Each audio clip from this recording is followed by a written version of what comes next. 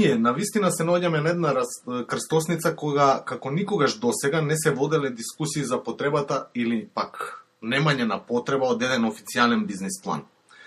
Мора да разјасниме уште во старт дека секој предприемач има некаков бизнис план, без разлика за каква форма станува збор или што содржи истиот. Некои си водат свое тефтерче во кое собираат информации и донесуваат одлуки за следни чекори врз база на тие информации.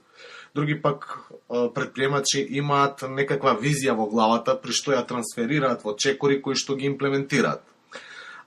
Некои едноставно имаат електронска или традиционална на лист хартија да направам листа. Некои пак имаат формален документ насловен како бизнис план. Сето тоа се еден вид на бизнис планови, доколку нормално активностите кои произлегуваат од нив се директно поврзани со активностите на бизнис. Она што уште од првиот ден пред скоро 5 години кога започнав да пишувам за предприемач го имам кажано и се уште го мислам, а тоа е дека формата на бизнис планот воопшто не е важна. Важна е содржината и акциите кои произлегуваат од него. Бизнис план како документ или како процес представува само средство за претворање на вашата визија, односно поглед во иднината, во конкретен пат или пак патека која треба да ја поминете за да може да се реализира таа визија. Односно, иднината која што сте ја замислиле да стане реалност. Тоа значи претворање на сонот преку конкретни бројки и пресметки во конкретни чекори кои ќе треба да ги преземете следните години. Сакам да презентирам еден цитат од Николо Макијавели, кој вели дека мора да се запомне дека не постои ништо потешко да се планира, посомнително за успех, ниту пак поопасно за менаџирање од креирање на нов систем. За иницијаторот постои непријателство од сите оние кои ќе профитираат со задржување на старата институција и постои блага поддршка од оние кои ќе добијат со новото. Колку и да се чини дека процесот е едноставен, сепак не е. Особено кога станува збор за стартап бизниси, сосема нови системи, без купувачи и со многу непознати околу тој систем.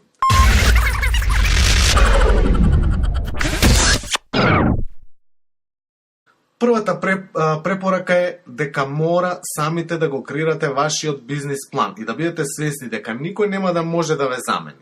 Без разлика што и јас имам правено бизнис планови за клиенти, сепак секогаш напоменувам дека без директно учество на предприемачот, сегашен или иден во самиот процес на креирање на тој бизнис план, успехот од имплементацијата на планот ќе биде сведен на минимум.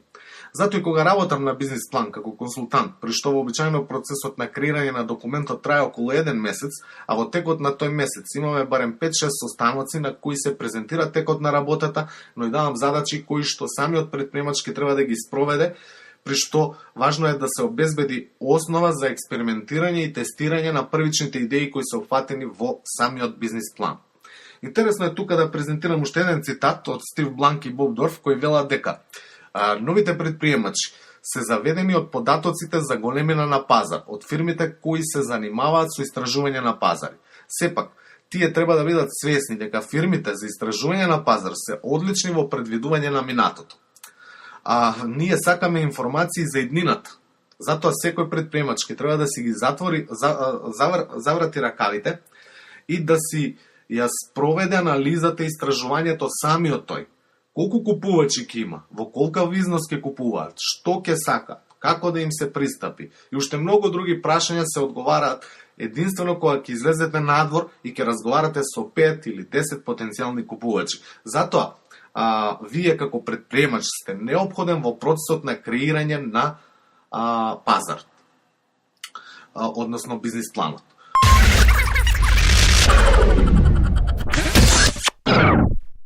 Второто нешто, зашто како препорака сакам да зборувам во оваа подкаст епизода на Предприемачки пат, е големината на бизнис планот. Можеби вака на прва ви изгледа како сосема неважно прашање, но сепак верувајте, доста е важно. Нашата цел е да имаме бизнис план кој заради крајно променливите услови во кои ќе функционира бизнисот ќе може да се следи, мери, прилагодува, коригира и повторно се од почеток нов циклус на следење, мерење, прилагодување, коригирање и така натаму. Затоа не можеме да кажеме дека добар бизнис план е 100 страници или повеќе. Прво, што ќе треба да се прашате сами од себе си, што најдобро ви лежи во поглед на можноста за брзо мерење и следење.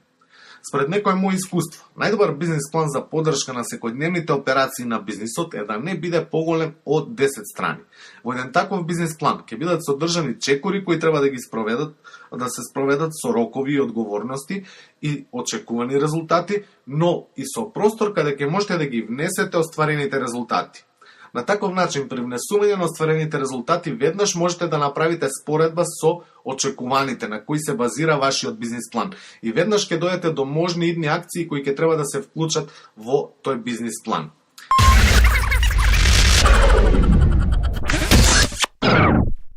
Третата препорака се однесува на барање на идеален или, ако сакате да кажете, оптимален спој помеѓу вас и пазарот. Секој предприемач започнува со визија, па сигурно и вашата визија е да имате успешен бизнис кој ќе ви овозможи солиден живот на вас и на вашето семејство. Една ваква визија може само да биде потенцијал за вас како предприемач, но не и нешто што доколку не се трансферира во поопиплава форма, би ви дало резултати, односно би обезбедило да се реализира таа ваша иднина. Визијата ќе биде реално само доколку преземете конкретни акции за реализација на истата. Следниот чекор е одлуката кој бизнис. Сега, ова прашање не е толку едноставно, бидејќи генерално зависи од две работи. Прво зависи од вас како предприемач или потенцијален предприемач, а потоа од пазарот, односно или особено од купувачите кои што се дел на тој пазар. Доколку успеете да го најдете вистинскиот спој помеѓу вас, односно вашето знаење, вештини, искуство, дарба и било која друга карактеристика која што ве разликува од остатокот од светот, од една страна, и пазарот, односно вашите купувачи, нивните потреби, желби, соништа, посакувања или проблеми од друга страна, вие сте на половина пат од успехот. Токму на овие прашања, еден формален бизнис план дава одговор на почетокот при што си докажувате себе си дека сте способен за тој потфат и дека таму некаде надвор, односно на пазарот, постои некој, тоа во доволна количина, кој би го купил вашиот производ или услуга, што е резултат на вашиот бизнис.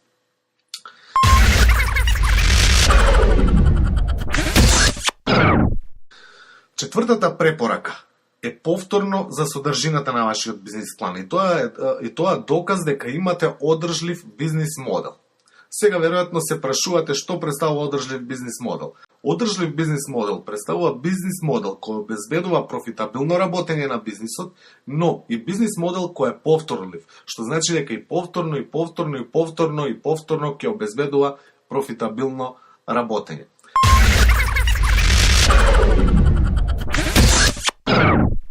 Како пета препорака е да проверите дали вашиот бизнис план дава одговор минимално на следниве прашања. Првото прашање: што сакам да постигнам со мојот бизнис по 1, 2 или 3 години? Второ прашање: што представува вредноста која што ја нудам на пазарот? Трето прашање: зошто мојата вредност е супериорна вредност? Четврто прашање: каков бизнис модел ќе применам?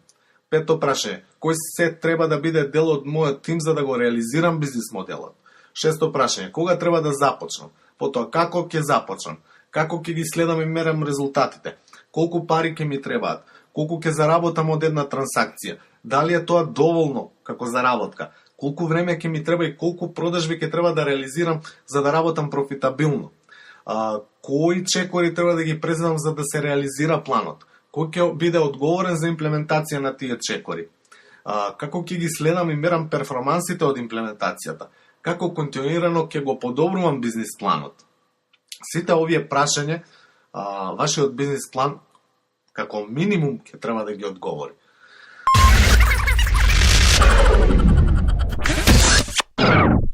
Сега, шестата препорака е да користите едноставна структура на бизнис планот. Значи, прво, за вас и за бизнисот. Во овој дел треба да навлезете во обликување на оној идеален спој помеѓу вас и пазарот, што беше една од претходните препораки, но и да ја опишете вредноста која што ја нуди бизнисот и да размислите за локација, односно да ја определите едноставно кажано личната карта на вашиот бизнис. Втор сегмент е да се занимавате со конкуренцијата. Тука, освен дефинирање на конкурентите, ќе ги опишете нивните предности и слабости, нивните силни и слаби страни, но и ќе дадете споредба меѓу вашиот бизнис, што веќе го имате дефинирано во претходниот сегмент, и клучните неколку највлијателни конкуренти. Исто така, Кога станува збор за овој сегмент, обично на предприемачите им предлагам да размислат за потенцијални конкуренти. Тоа се оние кои се уште не постојат, но може да бидат дел од конкуренти во блиска иднина. Третиот сегмент се однесува на пазарот и големината на пазарот. Овој дел е доста специфичен и грешките кои ќе се направат тука може да влијат на се останато во бизнис планот. Внимавајте да користите специфични бројки со што понатаму лесно можете да следите и да прилагодувате доколку е потребно. Четвртиот сегмент е за предвидување. Едноставно во овој дел ги предвидувате трошоците, продажбата, потребата од работна сила, цените и се што на некој начин ќе влијае на бизнисот во иднина. Петиот сегмент се однесува на маркетингот. Всушност, во овој дел ќе дефинирате како ќе стекнувате купувачи, како ќе ги одржувате тие купувачи, да останат и да бидат ваши купувачи и како ќе го растете бројот на купувачите. Шестиот сегмент се однесува на тимот на кој бизнисот ќе се потпре. Сепак, успехот на имплементација на планот нема да зависи само од вас, туку и од членовите на вашиот тим. Добро е да посветите особено внимание за тимот со кој ќе работите, нивните вештини, знаења, квалификации и други карактеристики кои што ќе бидат потребни за имплементација на бизнис моделот кој што го имате дефинирано. И последниот сегмент од ова предлог структура се финанси. Значи, се она што го дефиниравте во претходните сегменти на некаков начин, може и треба да се префрли во парична единица, преку трошоци и приходи. Во овој сегмент ги правите сите оние добро познати финансиски табели и графици.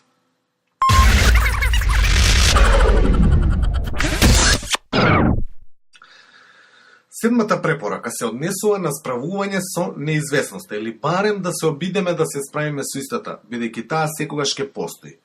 Денес, се уште можете да ги подготвите сите тие планови за вашиот бизнис, но од моментот кога ќе го лансирате, веднаш ќе видите дали се бескорисни. Затоа, мора да бидете свесни дека подготовка на бизнис план е едно. Вие се обидувате да ја намалите неизвестноста, но сепак неизвестноста не може да се избегне, па мора постојано да сте динамичен и флексибилен кога станува збор за вашиот бизнис план.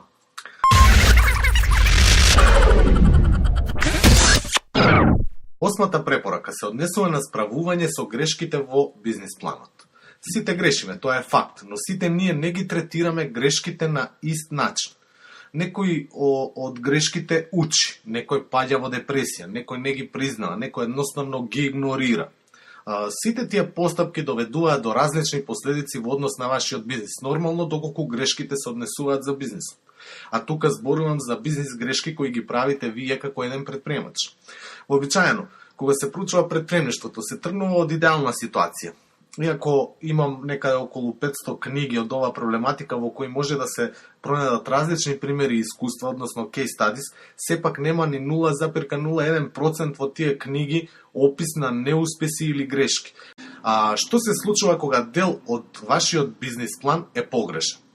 Првин, голем дел од останатите елементи од планот исто така ќе бидат погрешни. Например, доколку сте погрешиле во проценките и предвидувањата за продажба и наместо продажба од 10.000 парчиња, колку што сте предвиделе во првата година, вие забележувате дека во првите 3 месеци имате продажба од само 1000 парчиња.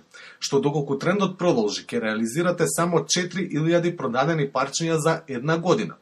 Ваквата грешка неминовно ќе доведе до погрешни финансиски претпоставки, како графикон на рентабилност и графикон на готовински тек, погрешни информации за движење на профитабилноста и трошоците, од кои пак директните трошоци се директно поврзани со продажбата. Потоа, погрешен буџет за финансирање на идната година и уште пострашно погрешни набавки и складирање на репроматеријал, што значи и непотребно врзување на финансиски средства. Последиците, доколку подлабоко навлеземе во грешките, може да бидат катастрофални. Но, прашањето кое сега е важно е како да се справите со грешките. Првин, доколку ги следите претходните препораки, вашиот бизнис план постојано ќе биде пред вас, спремен за прилагодување, промени и подобрување базирајќи се на тековната ситуација, но и на некои нови предвидувања од ваша страна. Од примерот погоре, веднаш ќе забележиме дека треба да преземеме нешто во однос на зголемување на продажбата.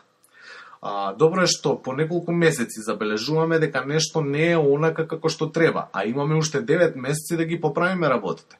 Во бизнис планот, по анализа и осознавање на вистинските причини за ниската продажба, ќе можете да направите промени во буџетот, со што ќе алоцирате повеќе пари на маркетинг активности, на развојот на продажниот тим, можете да направите редукции на трошоците како резервна варијанта, доколку не успеете да ги реализирате новите предвидувања и било што друго што ќе доведе до прилагодување на вашиот бизнис според новонастанатата ситуација. Затоа ќе треба континуирано да ги мерите и следите перформансите поврзани со бизнис планот и да навлезете во процес на континуирано подобрување како на самиот процес на планирање, така и на самиот бизнис во целост.